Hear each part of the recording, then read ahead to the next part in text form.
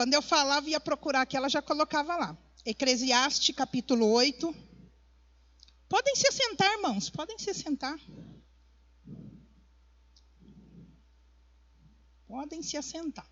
Eclesiastes, capítulo 8, verso 5. Nós vamos ler o verso 5 e o verso de número 6. Ok? Eclesiastes 8, verso 5 e verso 6. Diz assim a palavra do Senhor: quem guardar o mandamento não experimentará nenhum mal, e o coração do sábio discernirá o tempo e o modo. Porque para todo propósito há tempo e modo. É até aqui, ok? Senhor, em nome de Jesus, eu te agradeço por mais esta oportunidade que o Senhor me concede. E peço, Pai querido, que a tua misericórdia e bondade continue sobre a minha vida. E que eu seja a boca de Deus nesta noite para a vida dos meus irmãos. É o que eu te peço e já te agradeço em nome de Jesus. Amém? Vocês percebem que o versículo 6 é, porque para todo propósito há tempo e modo. Por que eu li o versículo 5? Porque eles estão interligados. Se você for ler o capítulo 8 todo, vai falar sobre a obediência devida ao rei. Tá? E você vê que o pastor aqui falou sobre aquele que está no esconderijo do Altíssimo, né? Quem guardar o mandamento não experimentará mal nenhum, Rose. Olha que interessante, né? Nossa noite eu vou falar do quê? O que Deus quer falar conosco? Ele quer falar conosco sobre o propósito. Deus tem falado através da vida do nosso pastor sobre propósito. O propósito que Deus tem para a nossa vida e através da nossa vida. Não sei se você observou, mas vários cultos ele tem falado isso, tá? O que é propósito? Propósito é aquilo que se busca alcançar. É um objetivo, é uma finalidade, tá? Então esse é o propósito, ok? Só que nós não podemos esquecer que para todo propósito existe antes um processo, né? Hoje, para você estar aqui, você passou por um processo. Você levantou, foi trabalhar, tomou banho antes, né? Processo, para ninguém levantar da cama e já vai trabalhar. Então é o processo. Você chegou do trabalho, alguns conseguiram ir tomar banho, trocar de roupa para vir, outros já vieram direto do trabalho. Tá? Então a nossa vida, para se chegar no propósito, se tem um processo. Eu dei o exemplo de quem vai tirar carta de habilitação. Ninguém chega lá na Rua do Porto e fala para o homem, aí eu vim fazer a prova. Não. Primeiro ela tem o processo lá com o médico, né? Depois tem o processo com a psicóloga, depois tem as aulas, né? Depois vai fazer a provinha no Detran, depois vai fazer a prova lá embaixo para tirar, que é o processo. Para se chegar ao propósito. O propósito é o quê? Ter habilitação na mão. Para que quando a polícia pare, o seu carro, a sua moto não seja apreendido. Então, junto com o propósito vem o processo. Né? E a gente sempre vê aí, quem não suporta o processo, né, Cláudia? Não vive o propósito, não é? Então, nessa noite, o que Deus quer falar conosco? Ele quer falar sobre os inimigos do propósito. Porque parece assim, Deus tem um propósito na minha vida e através da minha vida. Você acha que vai ser na moleza? Você acha que o mundo espiritual, eu falei de manhã, o mundo espiritual vai deixar você tomar posse do propósito, cumprir o propósito que Deus tem na sua vida e através da sua vida na moleza? Tem uns inimigos que se levantam. Mas também Deus já separou os aliados do propósito. Então, você não fica aí com medo. Vai falar só do inimigo do propósito. E o que eu vou fazer? Vamos por parte. O propósito de Deus em nossas vidas precisa ser entendido em seu tempo e em seu modo. Por que Deus tem falado tanto conosco de propósito? Propósito que Deus tem de nos usar. Propósito que Deus tem para nos fazer ganhar almas. Porque os campos estão brancos. Os campos estão brancos, não é o campo onde tem fruta, onde tem coisa para você colher, não. O campo espiritual de almas estão brancos. Então, Deus tem falado que o propósito que Ele tem para a igreja é de nós sairmos ganhar alma. Mas tem um processo no qual nós vem sendo tratado para que possamos ir nesse campo ganhar almas. E aqui nós vamos ver alguns inimigos do propósito. Primeiro deles, a vontade. O que é vontade? É você seguir o seu desejo, o que você quer e não o que Deus quer. Seguir o próprio querer inconstante. Coloca para mim, Will, Tiago 1, verso 8. Esse é um dos inimigos do propósito. Porque quando eu e você seguimos a nossa vontade, nós não estaremos trilhando o caminho para o propósito que Deus tem para a nossa vida, porque faz parte do processo, também está no centro da vontade de Deus. Porque quando eu e você não estamos na nossa vontade. Quando eu falo a nossa vontade, eu falo da carne. Porque aquele que pende para a carne, vai receber da carne. Mas aquele que pende para o Espírito, vai receber do Espírito. E isso é processo. Pois tem mente dividida e instável em tudo que faz. Então, Tiago está dizendo o quê? Que nós não podemos seguir a nossa vontade, porque a nossa vontade ela é inconstante. Um dia você ama, adora a Deus, Deus tem todo o poder, você está ali, Senhor, eu vou te servir, conte com a minha vida, e não sei o quê, não sei o quê, não sei o quê, blá, blá, blá, blá, blá, blá. Aquilo que o pastor fala, que até papagaio fala. No outro, você já quer largar tudo, você não quer mais ser crente, você não quer mais ministério, você não quer mais devolver dízimo, você não quer mais ter célula, você não quer mais vir para a escola bíblica, porque você está fazendo a tua vontade. E a vontade nossa impede que nós cheguemos no propósito. Tanto no propósito para a nossa vida pessoal, como no propósito falado de reino de Deus. Então, esse é o primeiro inimigo, queridos, contra o propósito. A distração. O que é distração? Tudo aquilo que toma a nossa atenção e nos tira do foco. Coloca aí, Will, Filipenses 3,14. Como nós temos deixado coisas nos tirar do foco. Situações adversas que vêm para nos tirar do foco. Falei de quem de manhã? Falei dele aqui, ó, celular. Celular é benção, gente. Mas se nós não tomarmos cuidado, ele nos embaraça, ele nos distrai. Comentei de manhã que se Jesus fosse desse tempo, quanta gente Jesus tinha salvado. Você imagina, Rose? O centurião falou o quê para ele? Uma só palavra que o Senhor enviar, o meu servo será curado. Você imagina Jesus com uma linha de transmissão, fazendo a oração que você faz toda sexta-feira pela família. Quanta gente seria alcançada, Ivonete? Mas nós, por não termos domínio próprio, por não termos foco, nos distraímos com isso e podemos sair fora do propósito. Prossigo para o alvo, a fim de ganhar o prêmio do chamado celestial de Deus em Cristo Jesus. As distrações não nos deixam prosseguir, elas nos fazem parar. E quando nós paramos, perdemos oportunidades, perdemos momentos que podemos fazer algo que vai trazer benefício para nós. Então temos que tomar cuidado com a distração. Hebreus 12:1 fala isso. Tem coisa, gente, que não é pecado, é embaraço. Mas se você não vigiar, aquele embaraço que não era pecado, ele vai te levar ao pecado. Não é isso que o Salmo 1 fala? Sobre a pessoa parar, se assentar para conversar com o escarnecedor, sentar ali com alguém que não é de Cristo para conversar, ou até conversar com quem está na igreja, mas a má conversação ali corrompe os bons costumes, daqui a pouco aquela simples conversa se torna um pecado. Você vai abrir uma brecha na sua vida, e depois você não vai saber por onde que o adversário entrou para agir. Você não vai entender, você ficou distraído. Então a distração é um inimigo contra o propósito. A preguiça. O que é preguiça? Falta de disposição, para se esforçar continuamente.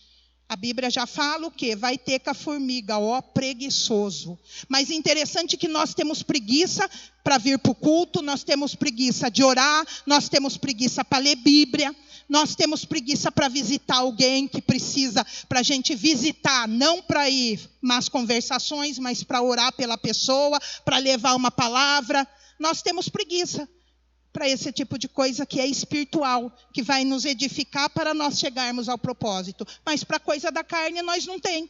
Nós pode chegar cansados. Se alguém ligar e falar, viu, traz 1 quilo de carne e um refrigerante que eu vou fazer um churrasco. Eu vou mesmo, eu preciso relaxar. A canseira vai embora. Coloca aí, Will, para mim, Mateus capítulo 11, verso 12. Para eles ir seguindo só aí, para não ficar só nas minhas palavras. Como Deus já falou através da vida do pastor, importante ter um versículo ali para você, ó. Desde os dias de João Batista até agora, o reino dos céus é tomado à força, e os que usam de força se apoderam dele. A preguiça não vai deixar você fazer isso. A preguiça vai impedir você de passar pelo processo, porque é importante. Para chegar no propósito tem processo. E não é porque você chegou no propósito que Deus vai parar de trabalhar na sua vida, o processo vai acabar. Não vai. E o processo, gente, dói. Se você fosse ouvir uma árvore ser podada, uma roseira ser podada, se elas falassem na hora que o jardineiro está ali, vocês iam ver ela gritar de dor. E o processo na nossa vida é assim.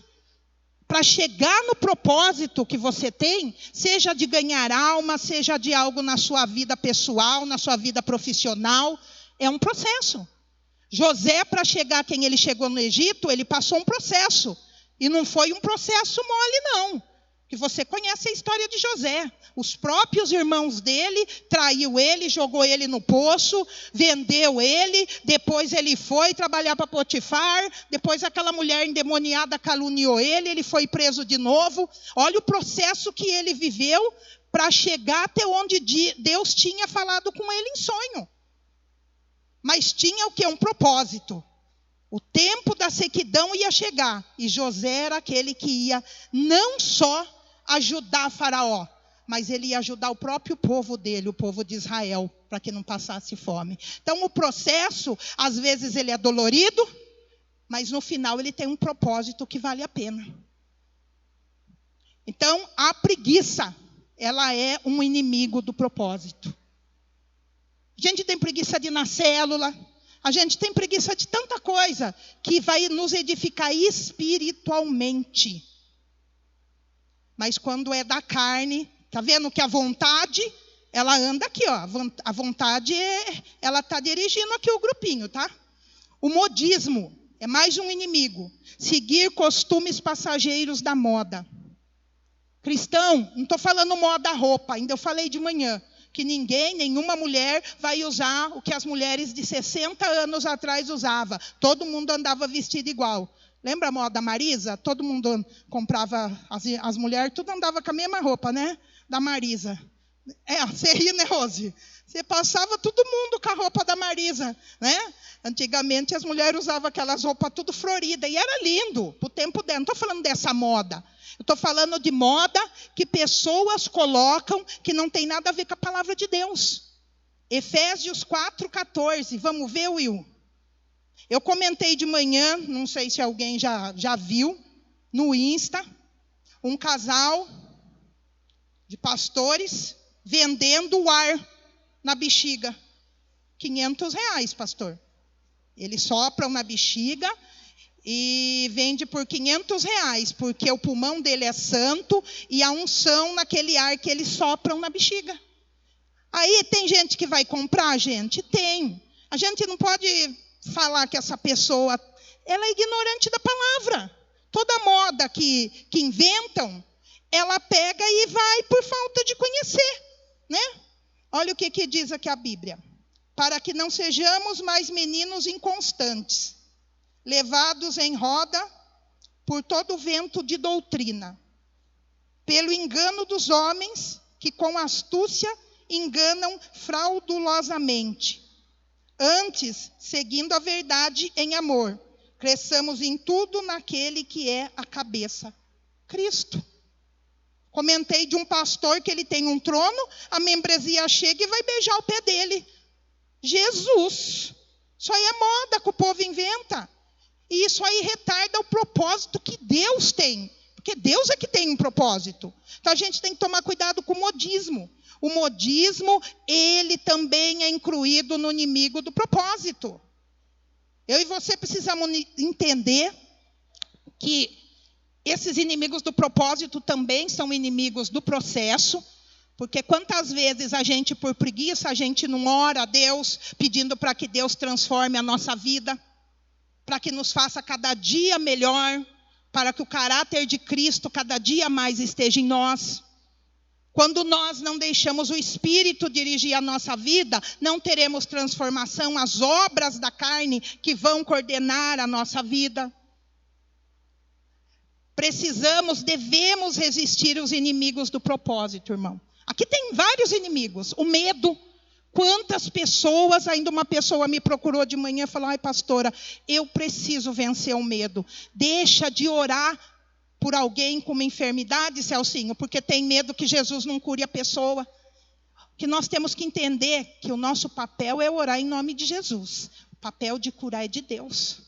Nosso pastor aqui, ele cumpriu a palavra. Ele orou, os diáconos ungiu, mas quem vai fazer o milagre é Deus. E aí a pessoa, por medo, Tina, não ora. Por medo, não fala que Jesus tem uma obra na vida da pessoa. O medo é um inimigo do propósito. Às vezes, uma palavra que você fale para a pessoa: olha, eu fui no culto de domingo, eu fui no culto de quarta-feira, eu fui no culto de oração e Deus falou isso. Deus vai operar na vida de uma pessoa. Então, o medo também é um inimigo do propósito. Vocês estão entendendo? Aí você fala: hoje é um culto de vitória. Sim, é um culto de vitória, gente. Não é porque eu não estou falando: Deus vai fazer, Deus vai dar, que você não está recebendo vitória. Quando eu e você atentamos que existem inimigos que querem nos parar, nós vamos ficar vigilantes, nós vamos ficar atentos e, consequentemente, teremos uma vida de vitória. Amém? Agora nós vamos falar dos aliados do propósito. Você vê como Deus é bom, né? Ele sabe que temos adversários, mas Ele não nos deixa sozinho. Né? Quando ele disse assim: no mundo tereis aflição, tem bom ânimo que eu venci o mundo. Quando Jesus disse isso, logo depois ele fala o quê? Eu vou para o Pai, mas o Pai vai enviar quem? O Espírito Santo, o Consolador, para não nos deixar só, para nos deixar à deriva, né? Então, alguns aliados. O primeiro aliado é a obediência. Abre aí para mim, Will, por favor. 1 Samuel, capítulo 15, verso 22. Quando nós obedecemos, nós somos abençoados. Eu vou ler aqui, você segue no telão. Já está falando de alguém que você já conhece. Se não conhece, eu vou falar para você. É o profeta Samuel falando com Saul. Porém, Samuel disse: tem porventura o Senhor tanto prazer em holocaustos e sacrifícios, como em que se obedeça a palavra do Senhor? Então ele está dizendo o quê? Saul tinha uma ordem, por isso que fala de tempo. O profeta disse para ele: daqui 7 dias eu volto e vou oferecer sacrifício a Deus. Isso era o papel de Samuel. Mas Saul, por não respeitar o tempo e o modo, foi lá e fez do jeito dele, né? E aí o profeta falou isso para ele: eis que obedecer é melhor do que sacrificar, e o atender melhor do que a gordura de carneiros. Ou seja, quando nós ouvimos algo de Deus, a direção de Deus, e não obedecemos, nós não podemos depois questionar os resultados. E eu dei o exemplo de manhã sobre a oferta. A palavra de Deus diz, através de Jesus, que se você vier trazer a oferta no altar, mas você tem algo contra o seu irmão, você primeiro se acerte com ele e depois traga a oferta. Por quê? Porque Deus prefere que você não entregue oferta nenhuma, mas esteja bem com o teu irmão, Júlia.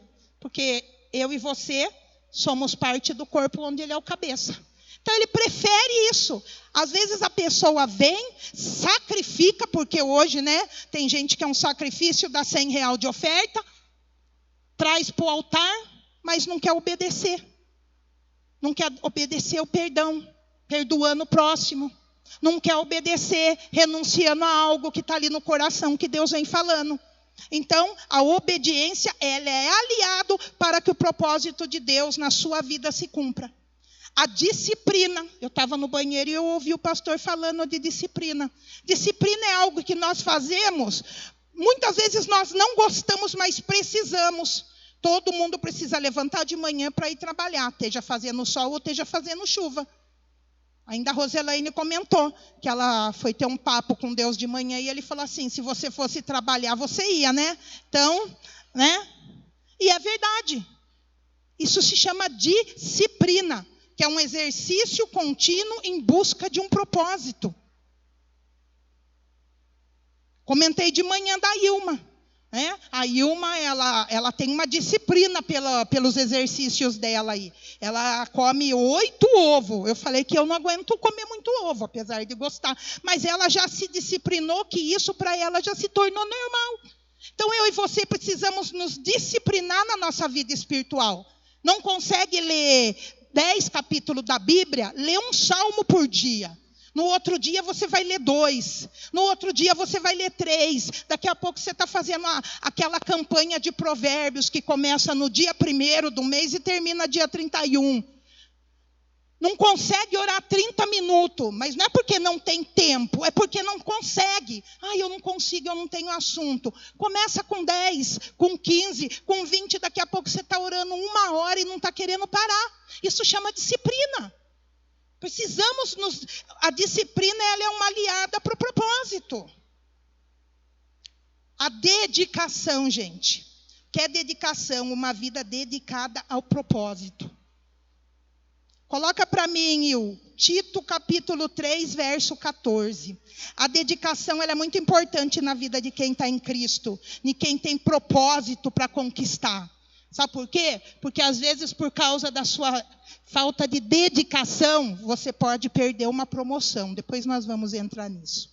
E os nossos, quem está falando aqui? Tito, né? Paulo tinha mandado uma carta lá para Tito, e aí Tito... E os nossos aprendam também a aplicar-se às boas obras, nas coisas necessárias, para que não sejam infrutuosos. Aqui fala improdutivos. Deus não chamou nós para não dar fruto. Deus não chamou nós para ser improdutivo. Eu e você não podemos ser um mar morto, que tudo de bom que chega em nós morre e fica só para nós. Porque Deus tem um propósito, que nós nos dediquemos a levar aquilo que Ele tem nos dado de bom para outras pessoas que necessitam. A dedicação, você ser dedicado naquilo que você faz. Ser dedicado, coloca Colossenses para mim, Will, 3, verso 23 e 24. O que é ser dedicado? Em tudo que você faz. As diaconisas, ser dedicada no que elas fazem. Eu lembro que quando a Roseli era diretora do diaconato, ela era a primeira a chegar e a última a sair. Ela tinha dedicação naquilo que ela fazia. Quando você é dedicado no que você faz, Deus te promove. O nosso pastor sempre fala, você que trabalha, se o patrão pedir para você fazer 5 minutos de hora extra, não diga não, porque às vezes você está sendo testado.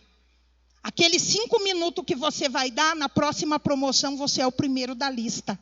Colossenses fala assim, tudo que fizerem, façam de todo o coração, como para o Senhor, e não para os homens. Olha, isso não é só dentro da igreja. É no trabalho, é para alguém que você for fazer. Sabendo que receberão do Senhor a recompensa da herança. E a Cristo Senhor que vocês estão servindo. Ainda comentei, se for para o pastor Marcos, eu faço. Eu me dedico, faço assim. Mas se for para o Celcinho, eu faço meia boca. E isso se eu não esquecer, viu, Celcinho? Nossa, esqueci. Me perdoa, tá? Dedicação. O patrão fala, dá para você varrer ali? Eu não fui chamado para varrer nada. Aí, quando tem uma promoção, ele fala, eu prefiro dar para o macumbeiro do que para o crente. Porque o macumbeiro é pau para toda a obra. Então, às vezes, a nossa falta de dedicação nos faz perder promoção, nos faz perder vitória. Eu comentei que eu, hoje, pela misericórdia de Deus, eu sou uma pastora auxiliar e sou muito feliz. Eu já falei isso para o pastor, eu sou feliz de ser auxiliar dele. Comentei que eu, pastor Carlos, pastor Joe, pastor Nilton, nós não chegamos aqui porque nós é lindo, maravilhoso.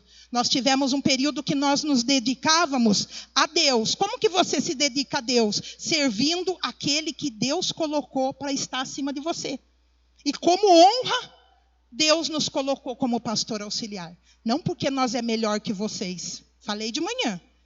Pelo contrário, quanto mais é dado, mais é requerido. Quanto mais você sobe no reino de Deus, mais você tem que descer, né, Celcinha? É o único lugar que você é promovido para descer, né, Rose? É diferente do mundo, né? Você é promovido para subir e ser servido. No reino de Deus, você é promovido para descer e servir. Então, dedicação é aliada do propósito. E, por último, determinação.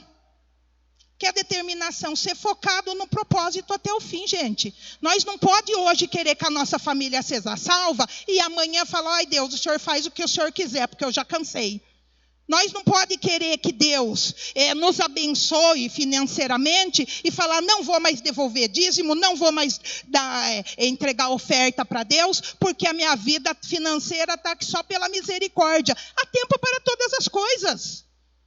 Eu lembro um dia, eu estava na sala de intercessão, eu não sei se foi com a Júlia, com a irmã Roseli, falando, nossa, eu estou num aperto financeiro, e ali eu falei, mas eu não vou deixar de entregar meu dízimo, não vou. Quando eu cheguei na porta aqui, o pastor estava falando sobre isso, viu? Você que está devolvendo o dízimo e está entregando oferta, descansa o seu coração, que no tempo oportuno, Deus vai te dar a resposta e não vai deixar você ter falta de nada.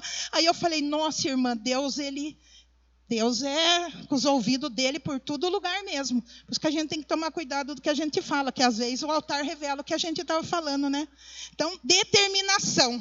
Vamos lá, Will. 1 Coríntios 15, 58. Seja determinado em tudo na sua vida. Na sua vida espiritual, na sua transformação. Eu já contei de mim.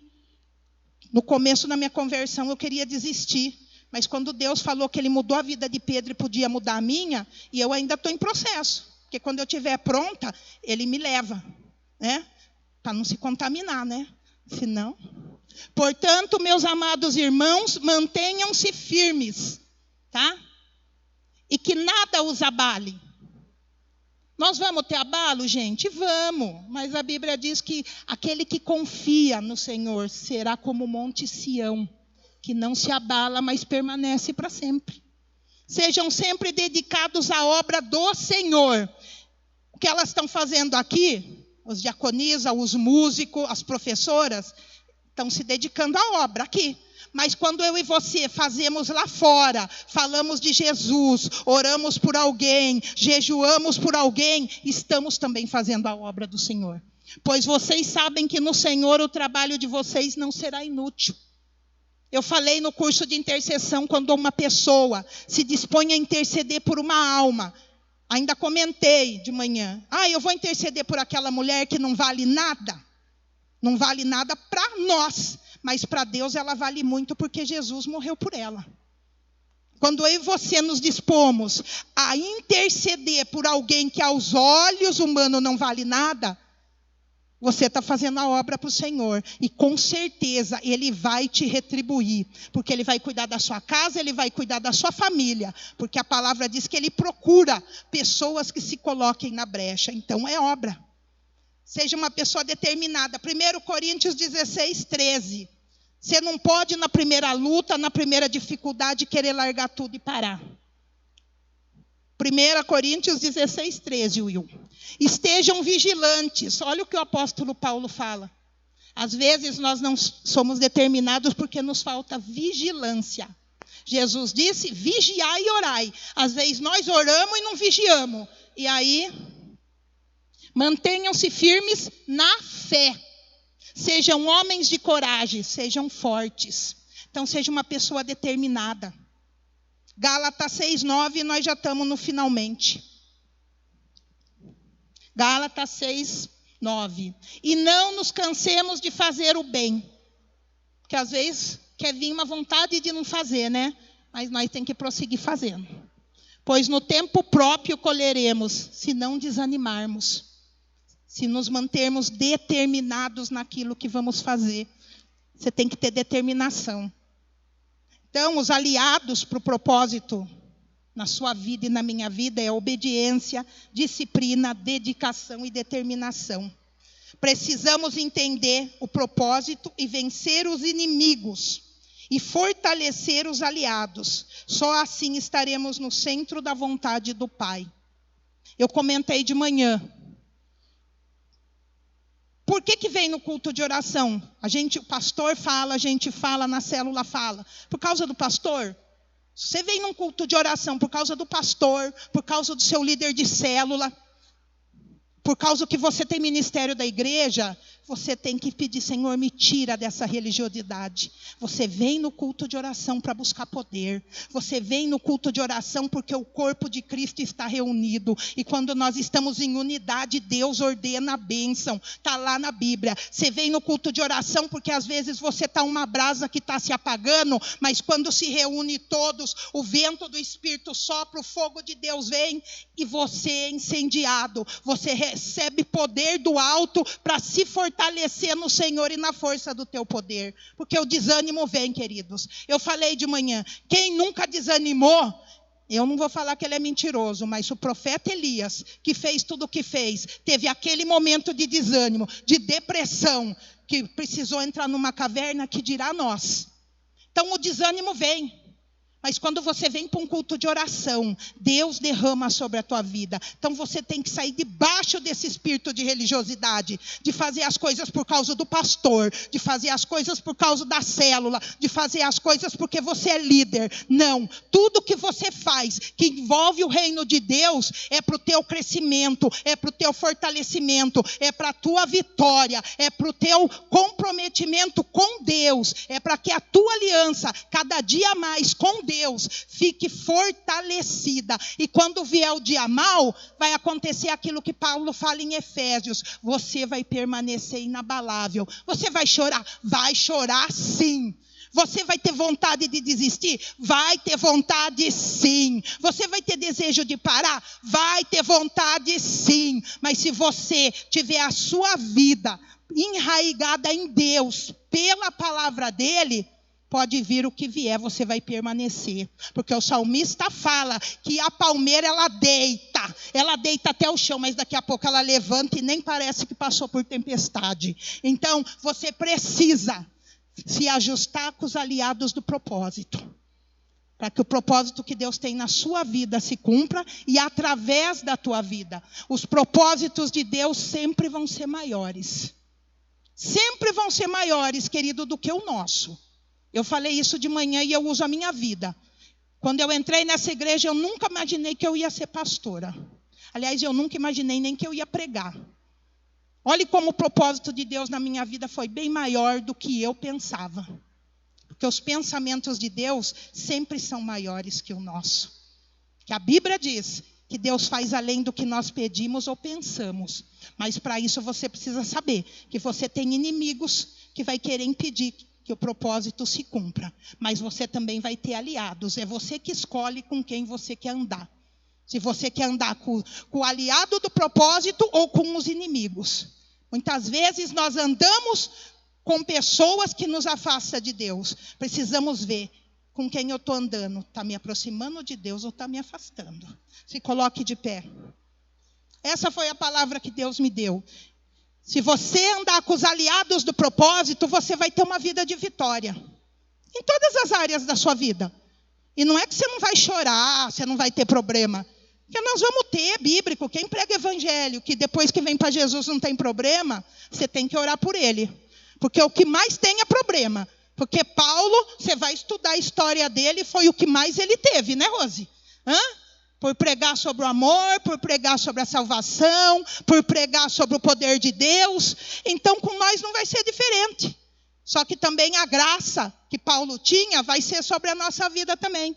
Nós podemos viver a palavra de Salmo 91. 1000 cairão ao nosso lado, 10.000 à nossa direita, e nós não seremos atingidos. Porque Deus dará ordem aos anjos dele ao nosso respeito. Nenhum mal nos sucederá, praga nenhuma chegará na nossa casa. Porque é Deus que cuida de nós e da nossa casa. Quando nós estamos com os aliados do propósito, nós estamos debaixo do esconderijo do Altíssimo, à sombra do Onipotente. E Ele nos guardará. Amém? Eu vou entregar a palavra para o pastor. Para ele orar por vocês, amém? Agradeça a Deus por hoje, porque hoje Deus falou algo tão assim comigo, né? Que Deus tem feito tanta coisa na minha vida. Comentei esses dias com o Dito, pedi uma marmita para mim, com o Dito comer. Eu falei, nossa, Dito, olha como Deus é bom, né, pastor? Quando a gente conseguia comer uma marmita assim num dia, né? Falei, hoje eu posso comer uma marmita? E eu com o Dito almoçamos. Lembra, Dito? Ai, mas comer uma marmita, gente, tem gente que até hoje não come uma marmita, porque não tem condição. Se gastar com uma marmita, Cláudia, a família toda sofre depois. E eu falei, Dito, hoje eu estou aqui almoçando com você uma marmita. Olha, a gente tem que ter gratidão de tudo que Deus fez, de tudo que Deus está fazendo. Não importa o que você está vivendo, e não importa o que você viveu lá atrás. E você está aqui hoje, passando por outra situação, e amanhã você vai estar glorificando a Deus, porque essa situação de hoje, o Senhor já vai te dar vitória. Amém? Aplauda o Senhor e exalte o nome dEle.